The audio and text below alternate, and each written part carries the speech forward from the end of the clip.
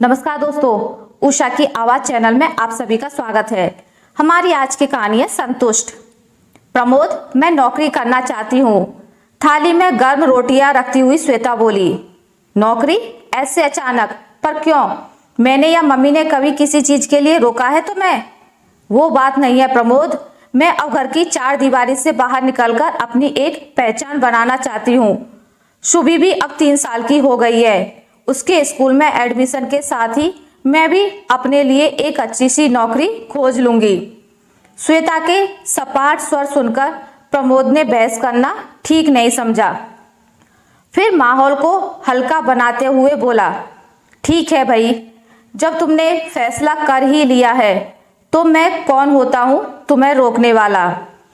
फिर भी मेरी किसी मदद की जरूरत हो तो बंदा हाजिर है। अगली सुबह श्वेता ने फटाफट सारे घर के काम निपटाए और 10 बजे तैयार होकर चल दी नौकरी ढूंढने।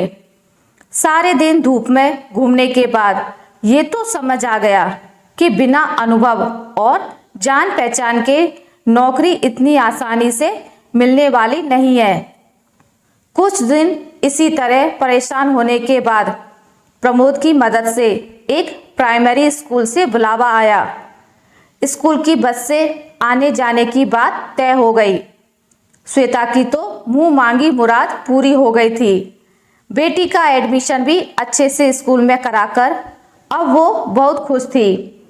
कुछ दिन तो उत्साह और उमंग में बीते, पर बहुत जल्दी श्वेता को दिन में तारे दिखाई देने लगे। हर सुबह 5 बजे उठकर प्रमोद और बेटी का टिफिन तैयार करना, फिर घर के बाकी काम निपटाकर जैसे तैसे तैयार होकर 9 बजे बस स्टॉप पर पहुंचती। शाम को 6 बजे तक घर आती तो बेटी अपना स्कूल बैग बिखराए बैठी मिलती। शाम का खाना बनाकर घड़ी पर नजर डालती तो 11 बज चुके होते। अगली सुबह फिर जल्दी उठने की जद्दोजहद में ठीक से सो भी नहीं पा रही थी। धीरे धीरे शारीरिक और मानसिक थकान का असर उसके चेहरे पर भी पड़ने लगा। प्रमोद भी अब पहले की तरह उससे खुलकर कुछ कह नहीं पाता। पहले हर वीकेंड पर बाप बेटी की फरमाइश पर श्वेता तरह तरह की डिशेस बनाती। फिर शाम को तीनों कहीं घूमने जाते। वापस आते समय आइसक्रीम खाकर चले आते। पर अब इन छोटे छोटे पलों के लिए भी वक्त नहीं मिल पा रहा था। एक दिन जल्दबाजी में श्वेता के हाथ से चाय का बर्तन उलट गया और सारी चाय हाथ पर गिर गई। प्रमोद ने ठंडे पानी से हाथ धुलाकर दवा लगाई, फिर किचन साफ कर खिचड़ी बनाई और बेटी को लेकर स्कूल चला गया। शाम को जब वापस लौटा तो उसके हाथ में खाने के पैकेट्स थे। सबने मिलकर खाना खाया, पर बीच में एक चुप्पी सी पसरी थी। रात को जब प्रमोद श्वेता के हाथ पर दवाई लगा रहा था तो श्वेता रो पड़ी। मैंने अपनी अच्छी खासी जिंदगी में हलचल मचा ली है।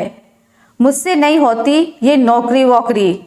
ना बेटी को ठीक से देख पाती हूँ ना घर को। मुझे वापस से अपनी वही सुकून भरी लाइफ चाहिए। फिर तुम्हारी पहचान का क्या होगा? प्रमोद मुंह लटकाकर बोला। नहीं बनानी मुझे कोई पहचान। मैं मिसेज प्रमोद बनकर ही संतुष्ट हूँ, समझे आप? और अब जल्दी से मेरे लिए एक रिजाइन लेटर लिख दीजिए, वरना जो हुक्म मेरे आका। कहते हुए प्रमोद ने शरारती नजरों से देखा तो श्वेता शर्मा गई। आशा करती हूँ आपको मेरी आज की कहानी अच्छी लगी होगी। अगर आपको मेरी कहानी अच्छी लगी है तो इसे लाइक करें, ज़्यादा से ज़्यादा शेयर करें, और अगर आप मेरे चैनल पर नए हैं तो इसे सब्सक्राइब करना ना भूलें। मिलते हैं एक नई कहानी के साथ, तब तक के लिए नमस्कार।